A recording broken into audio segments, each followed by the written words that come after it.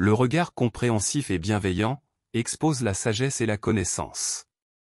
L'amour pour toutes et pour tous est la conséquence de l'être éveillé et illuminé, porteur des clés qui ouvrent les portes aux autres.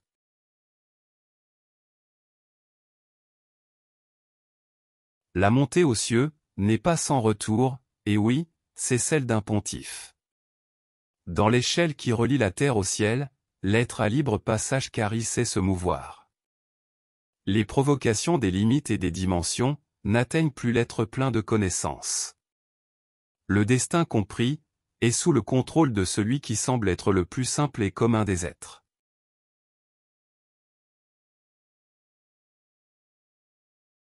L'adepte est un livre ouvert, et ne fera le travail de personne. Il est important de comprendre que rien ni personne, pas même une divinité, n'a les conditions ou la permission d'exécuter l'œuvre qui ne lui appartient pas. L'œuvre de l'être appartient seulement à l'être. Il y a seulement une œuvre à réaliser dédiée à chaque être.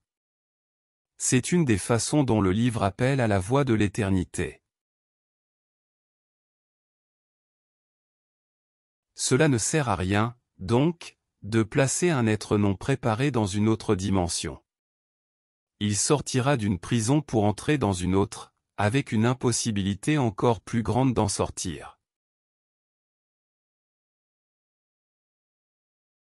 L'être doit agir de manière simple et naturelle, en obéissant à la résistance des limites, en les élargissant et en les surmontant au bon moment.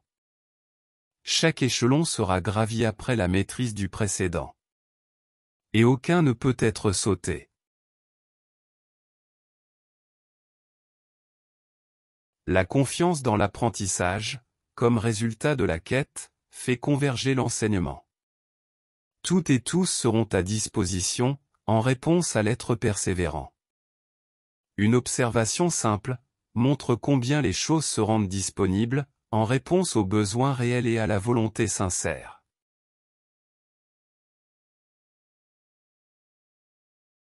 Dans le silence et la quiétude, l'être entreprend des pas gigantesques. L'observation attentive de la respiration rythmée montre à l'être la communion avec l'univers créé. Le subtil de la densité est touché par la perception épanouie dans le silence. L'état de compréhension s'élargit et la vision d'éléments, jusqu'alors, non perçus, se met en réelle disposition. Le silence est associé à ces moments, afin de ne pas permettre d'interprétations erronées, ou d'engourdissement des facultés éveillées.